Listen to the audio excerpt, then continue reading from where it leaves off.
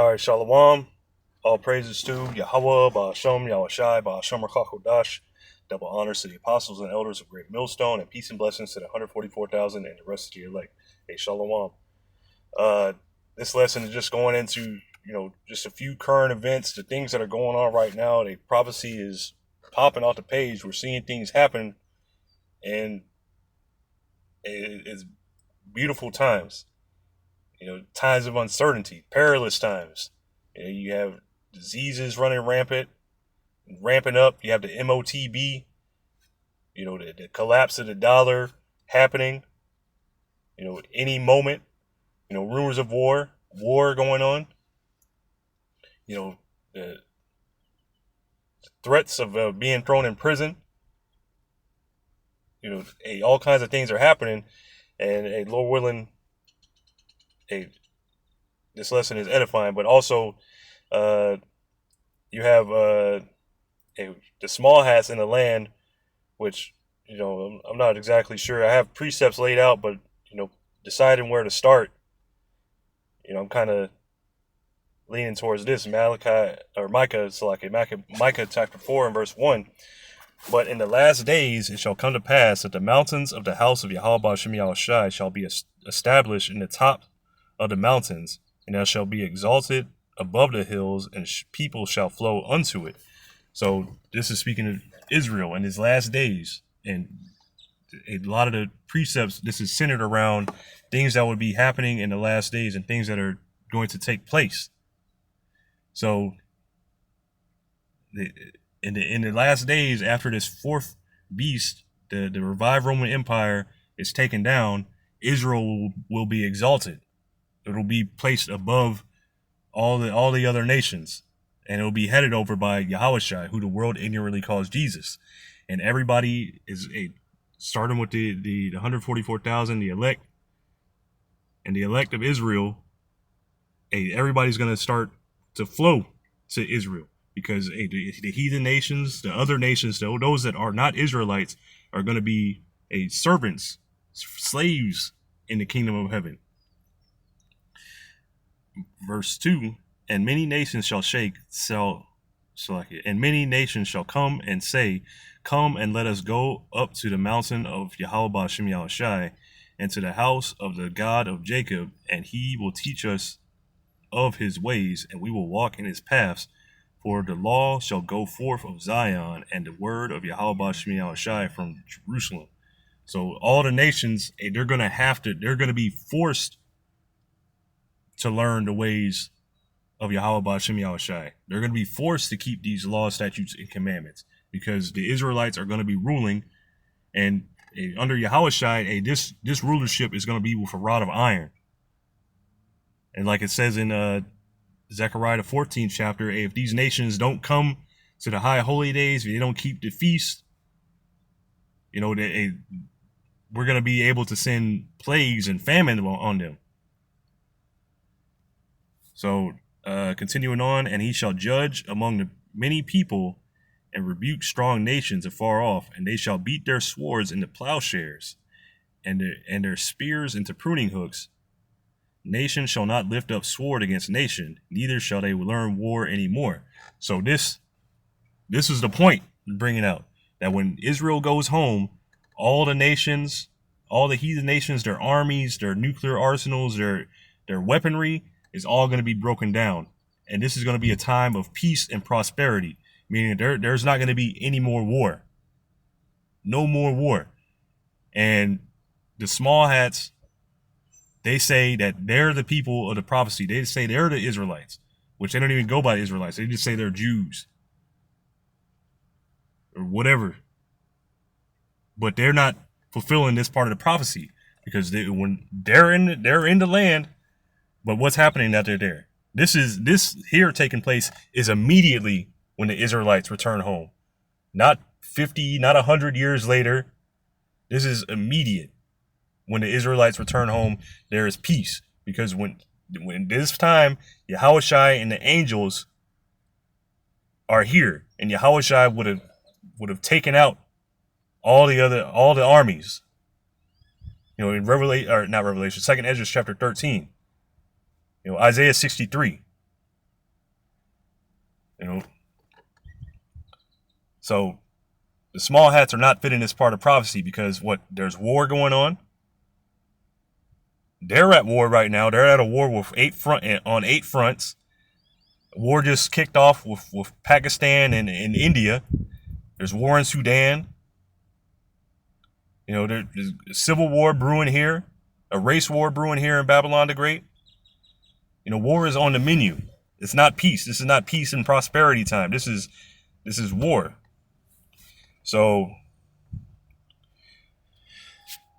going back up, let's go to 2nd Ezra chapter 9 and verse 13. I'm going to start, I'm sorry, Salaki. 2nd Ezra chapter 9 and verse 1. He answered me then and said, measure thou the time diligently in itself, and when thou seest part of the signs past, which I have told thee before, then shalt thou understand that it is the very same time wherein the highest will begin to visit the world which he made. So these signs, these prophecies, these are signs. Prophecy means to say before. You know, these things that are written before. These are signs. You know, when you see these things happening, you know, watch out, because these are like milestone markers. When you see, you know, when you're driving towards the city, you know, you'll see the milestone. You know, Houston 70 miles, Houston 50 miles, Houston 20 miles. Well, guess what? In 20 miles, you're gonna get close. You're gonna be in Houston. So with these prophecies going to pass, you know, you're closer and closer to the kingdom of heaven, closer and closer to the destruction of Babylon the Great. So 2nd Ezra chapter 9 and verse 1, he answered me then and said, measure thou the time diligently in itself, and when thou seest part of the signs past, which I have told thee before, then shalt thou understand that it is the very same time wherein the highest will begin to visit the world which he made. Therefore, when there shall be seen earthquakes and uproars of the people in the world, then shalt thou well understand that the Most High spake of those things from the days that were before thee, even from the beginning. So you see earthquakes happening all around the world. More and more earthquakes happening here in Texas. You know, earthquakes happening all over, which I'm not going to go to that. I frequently go to like the earthquake page, like usgs.gov. I believe it's /earthquakes, or you put in USGS earthquakes, or just put in Google recent earthquakes. You're going to see there's going to be a whole number of earthquakes that happen today and every day. And uproars of the people in the world. So you're seeing uproars, protests, you know, people rising up against their governments. Now, this was one that I saw. This is recent. This is Washington State. They had a protest, you know, at one of the universities, and this is over, you know, the current genocide going over there, and that the small hats are committing. But this is just one thing. I could just put in protest. And that's the news for today. You know, but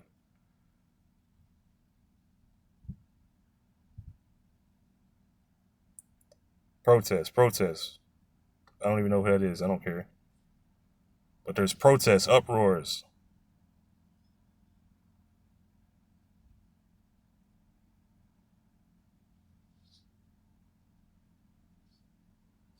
Protests all over.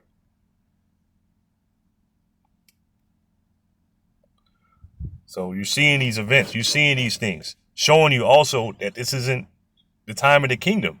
It's coming shortly to pass, but this is not it right now. So this is Matthew 24 and verse 3. This is also signs that Yahawashi gave to his disciples to watch out for, because it's going to be for his return. This is Matthew 24 verse 3. And as he stood upon the Mount of Olives, the disciples came unto him privately, saying, tell us, when shall these things be?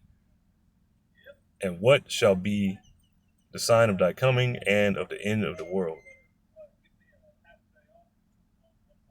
Hold on a second.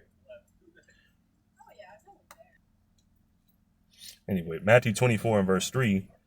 And as he sat upon the Mount of Olives, the disciples came unto him privately, saying, Tell us, when shall these things be, and what shall be the sign of thy coming and of the end of the world? So signs again, because these signs are that the end is come. This is also signs that Yahawashi is returning. Yahawashi is returning to take this kingdom. So the end of the world, this isn't the end of the world blowing up. The earth abideth forever. This word for world is aeon, which is G165, and it's a period of time, an age.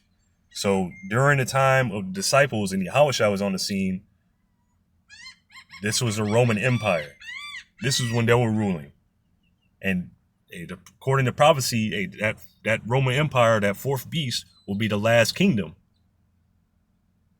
So they're thinking, hey, after you, when you come back, Yahawashi, this is going to be the kingdom starting now. And that's also why in the beginning of Acts, when Yahawashi came again, when he appeared for a number of days, they were asking, are you going to restore the kingdom to Israel now? But he's telling them it's going to be a later date. And Lord willing, this time is now. So verse 4, and Yahawashi answered and said unto them, Take heed that no man deceive you. For many shall come in my name, saying, I am anointed, and shall deceive many. So there's many false Israelite groups. Christianity, that's a false anointed. People themselves that are saying that they're Jesus. This, that, whatever, putting themselves up to be messiahs. But hey, all those came to deceive, because Yahawashi is coming back in the clouds. Yahawashi is coming back in a chariot, what the world calls UFOs. Verse 6, and ye shall hear of wars and rumors of wars. So you're going to hear about different wars. You're going to hear about different wars might be popping off. There might be a war here. There might be a war over there. But you're going to hear about actual wars, civil wars. You're going to hear about these different events. See that ye be not troubled, for all these things must come to pass, but the end is not yet. This is just the beginning.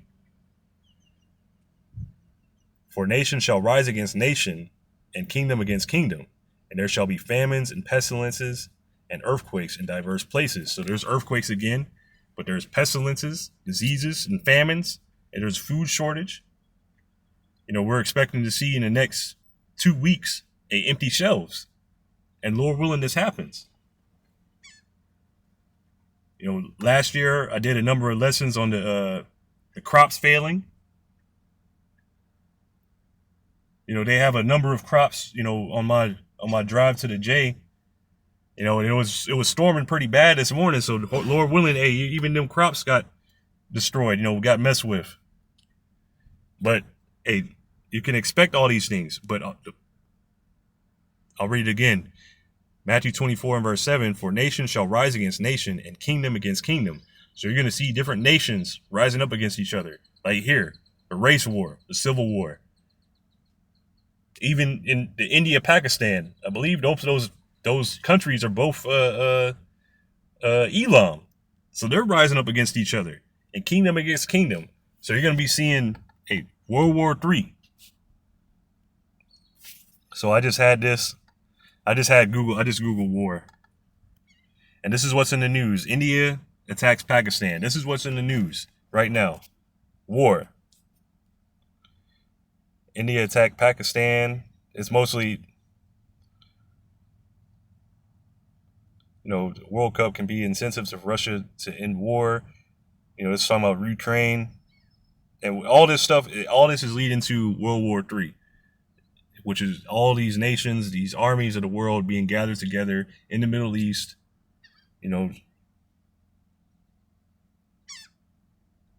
Oh, here. I haven't seen this article. Many in U.S. and Western Europe, this is from The Guardian, I'm just going to read the headline. Many in U.S. and Western Europe think the Third World War likely within 5 to 10 years. Shoot, I hope it's sooner than that.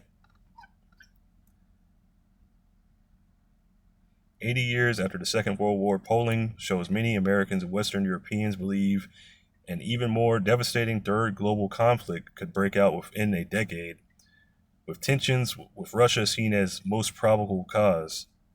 Yeah. What is that? The Lord is putting hooks in Gog's jaws.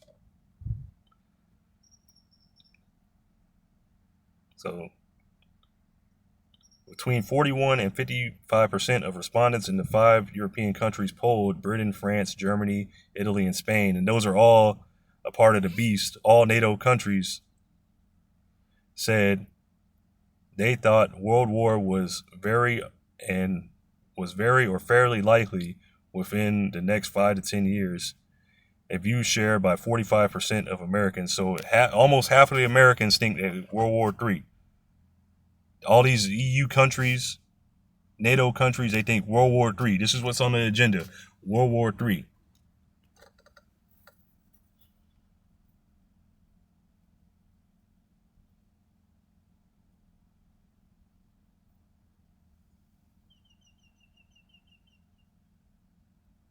But anyway, I just saw that headline. I'm not going any more into it, but I'm gonna save that, read it later. It says Matthew 24 verse 7: For nation shall rise against nation, and kingdom against kingdom, and there shall be famines and pestilences and earthquakes in diverse places. All these are the beginning of sorrows. So this is just the beginning. It's gonna get worse than this. You had the MOTB, the Marky B. You have Jacob's Trouble, World War III, but these are major events before the kingdom of heaven comes. But all signs show that these things are on their way. You know, they're not stopping, they're in full force. And they're showing that, hey, the people that are there now do not fit the prophecy, because the world will be at peace. These things would not be happening. These events would have already taken place. You know, you wouldn't be working at your bullshit fucking job you got right now. You know, the world would be rejoicing. So this here, I'm just going to go, you know, the few events that are happening in Israel right now, besides the war on 8 fronts, the genocide they're committing, that the small hats are committing. But this here is a fire tornado in Israel, which I ain't, you know what?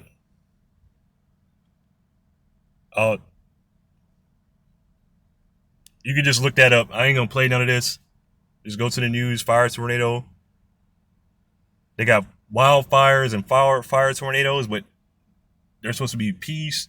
The land is supposed to be, you know, beautiful.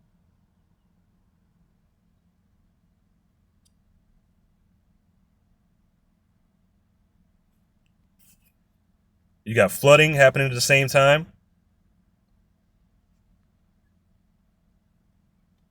So you got wildfires, fire tornado, flooding,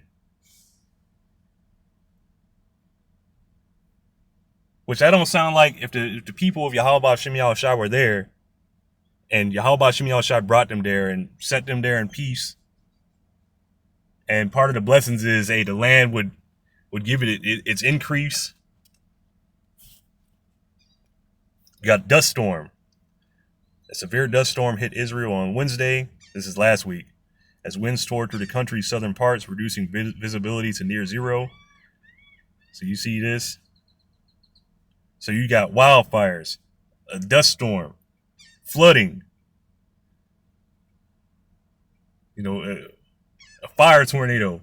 Anything else? What else is going to pop up? It's probably going to be earthquakes next. But all this is showing, you know, leading into the next, not that, you know, and I had a precept, you know, just looking at like when the Heavenly Father, he was messing with the heathen or kicked the Israelites out of the land, these things were happening because they were disobedient. So this is 2 Kings chapter 17 and verse 24. And the king of Assyria brought men from Babylon, from Cutha and from Ava, and from Hamath, and from Sepharvaim, and placed them in cities of Samaria instead of the children of Israel. And they possessed Samaria and dwelt in the cities thereof. So the king of Assyria, he carried away the northern kingdom and then set heathen in those lands, in those cities, to repopulate the cities. So he carried away the people that were there. They were, how do you say, removed from the land and then replaced with heathens. And so it was at the beginning of their dwelling there that they feared not Yahweh Ba'Shem Yahawashi. So these heathen, seeing that these heathen, they don't know Yahweh Ba'Shem Yahawashi. Yahweh Ba'Shem Yahawashi is not dealing with them. The same thing with these heathens today. They don't know Yahweh Ba'Shem Yahawashi. They don't even call him his name. They say Hashem. And so it was, and the name of Yahweh Ba'Shem Yahawashi is dreadful among the heathen. So they're not going to call on that name. And so it was the beginning of their dwelling that they feared not Yahweh Ba'Shem Yahawashi.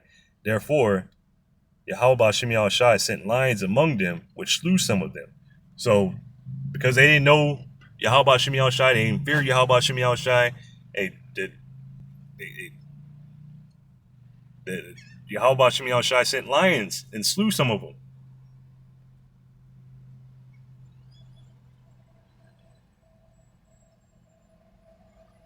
But I'm going to read the next one.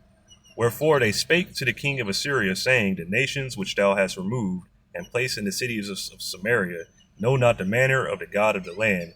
Therefore he hath sent lions among them, and behold, they slay them because they know not the manner of the God of the land.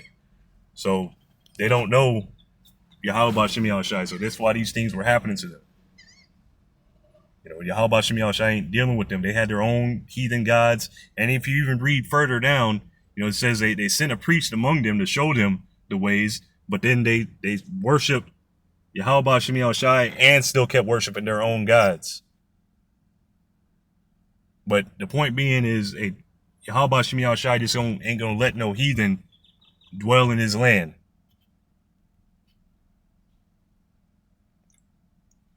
And this is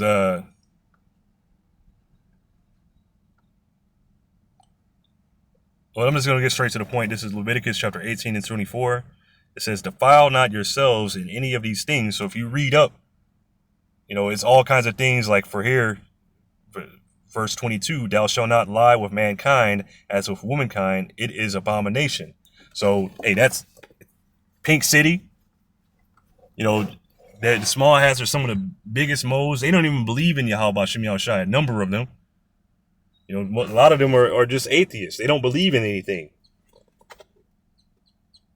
But even when it came out about their soldiers, they were raping the men. And here it says in the law not to do that. It's an abomination, but they don't care. They're heathen. They're not the people. But now you're seeing these things happening.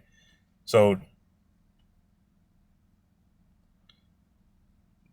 verse 24, defile not ye yourselves in any of these things, for in all these the nations are defiled, which I cast out before you. And the land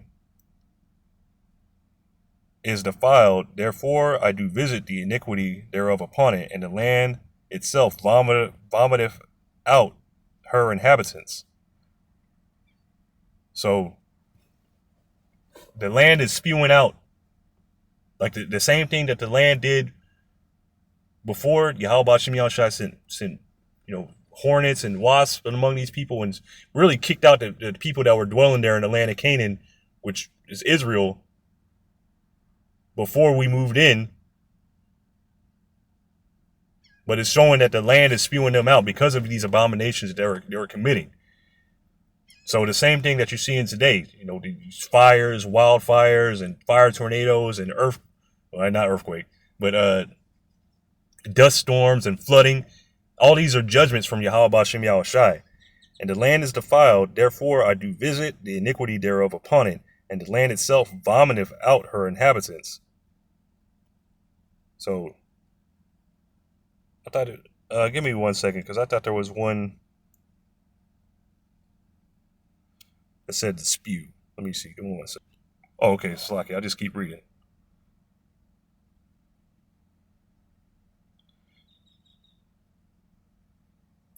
Verse 26, ye shall therefore keep my statutes and my judgments, and shall not commit any of these abominations, which you see that they're committing all kinds of abominations over there in the land. Ye shall therefore keep my statutes and my judgments, and shall not commit any of these abominations, neither any of your own nation, nor any stranger that sojourneth among you. So you're not to commit these abominations, neither is the stranger, any the Israelite foreigner. Let me make sure that's guard. Yeah, the Israelite foreigner. You're supposed to keep these laws in the land, which is why these laws are going to be put within the Israelites. And you could tell from being them people, you can look at them, they don't have the laws put within them because they're not keeping the laws. They're not even calling on the name of Yahawashi. Verse 27, for all these abominations have the men of the land done, which were before you, and the land is defiled. So again, letting you know, this is what the people that were here before, they defiled the land, the Holy Land, and they're getting kicked out for it. So again, starting in verse 26, ye shall therefore keep my statutes and my judgments, and shall not commit any of these abominations, neither any of your own nation, nor any stranger that sojourneth among you. For all these abominations have the men of the land done, which were before you, and the land is defiled, that the land spew not you out also, when ye defile it, and as it spewed out the nations that were before you. So the land is going to spew you out. You're going to, different plagues, pestilences, famines, that's going to force you to leave the land. It's going to force you out. So this here, just showing the events happening there, those are events that would kick out those nations. And you see these things happening. And Lord willing, this is making sense. But this is Matthew 24.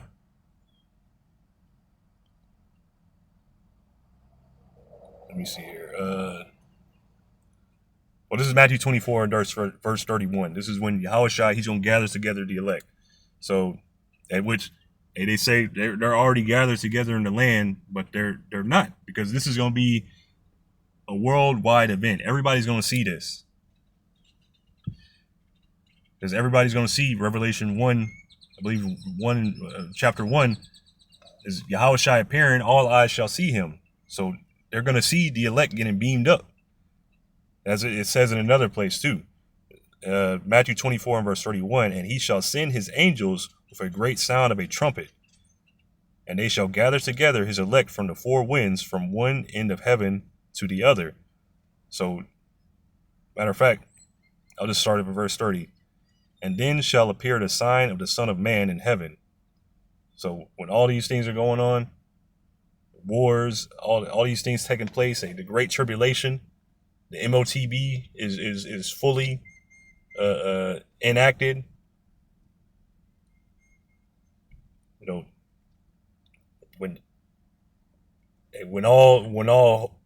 When it seems like it's not going to get any better, when it's at the worst point, Yahawashi is going to appear. And then shall appear the sign of the Son of Man in heaven. And then shall all the tribes of the earth mourn, which is all the different heathen nations, especially Esau, Edom, started with him. They're going to be mourning because it's the end of your rulership. It's the end. It's over. There ain't going to be no other kingdoms rising up after this. It's going to be kingdom of Israel forever and ever and ever. And then shall appear the sign of the Son of Man in heaven. And then shall all the tribes of the earth mourn, and they shall see the Son of Man coming in the clouds of heaven with power and great glory. So you're going to see Yahawashi in a chariot. You're going to see the army of angels with him. And he shall send his angels with a great sound of a trumpet. So it's going to be a loud booming trumpet, signifying this is the end. This is Yahawashi's return. The same way that you see the men of Great Millstone, starting with the apostles and elders, blowing the trumpet right now. All on the highways and byways, blowing the trumpet, heralding Yahawashi's return. And they shall gather together his elect from the four winds, from one end of heaven to the other. So the elect, starting with the 144,000, which is the Israelites that have been scattered into all the different lands. They're going to be gathered together into the chariots. And what's going to take place? They get gathered to the chariots. They're going to be changed. So I'm going to start here at Ezekiel.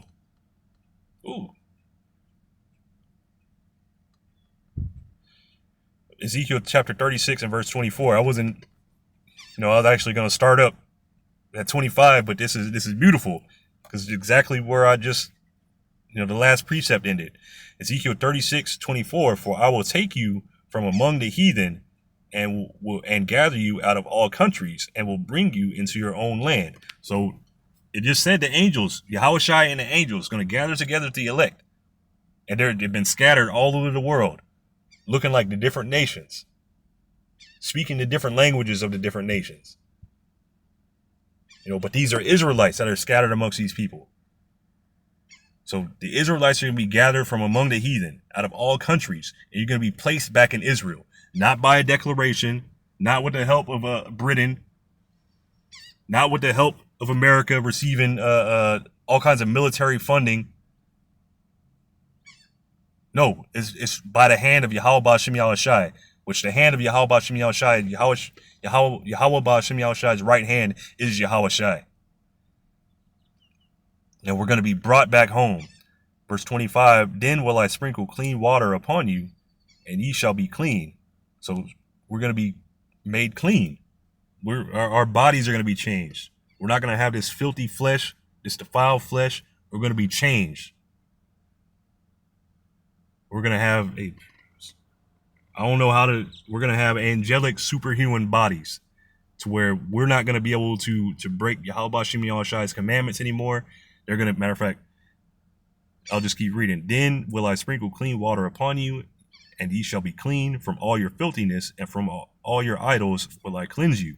So we're going to be completely cleaned up. We're going to be changed.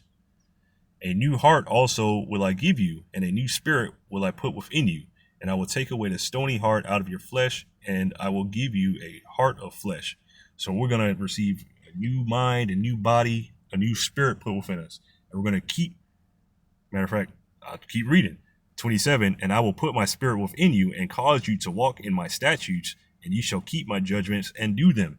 So we're going to keep the laws, statutes, and commandments of Yahweh Shem Yahawashi fully, 100%. We can't do that in these bodies. But in these new bodies, it will be able to do it. And these new bodies are subject to vanity, to sin.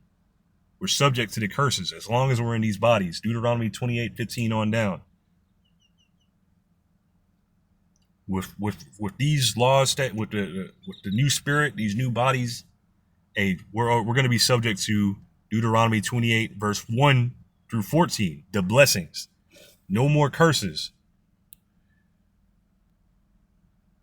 Verse 28, and ye shall dwell in the land that I gave your fathers, and ye shall be my people, and I will be your power. So I will also save you from all your uncleanness, and I will call for the corn and will increase it and lay no famine upon you. So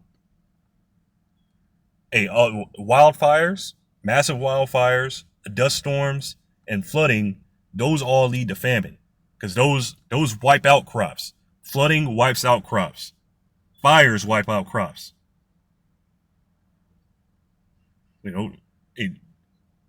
Dust storms, all these things, it's not good for crops. So you can't tell me that these are the people, they're in the land and they're fulfilling this prophecy, because they're not. And I will multiply the fruit of the tree and increase and the increase of the field that it's like a little excited. And I will multiply the fruit of the tree and the increase of the field, that ye shall receive no more reproach of famine among the heathen. Then shall you remember your own evil ways and your doings that were not good, and shall loathe yourselves in your own sight for your iniquities and for your abominations. So you're going to remember all the wickedness that we've done throughout our generations. But hey, really, we're gonna be good. Even the 2/3, they're gonna be back. They're gonna be good. They're gonna have their head down for a while, but hey, ultimately, you're gonna be all right. But I'm gonna jump down.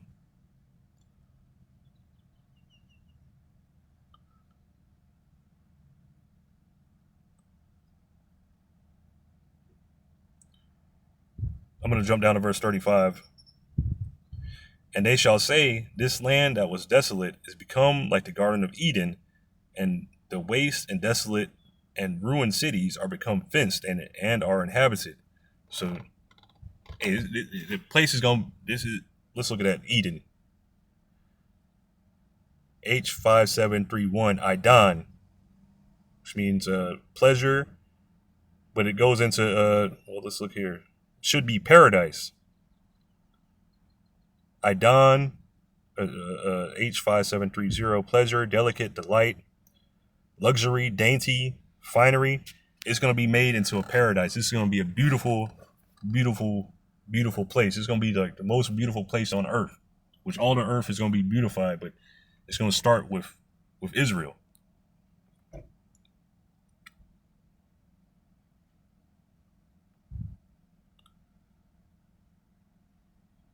But the point being is, hey, this place is on fire. It's flooding. It's got sand, dust storms. That's not paradise. That stuff ain't gonna be happening in paradise. You know what I mean?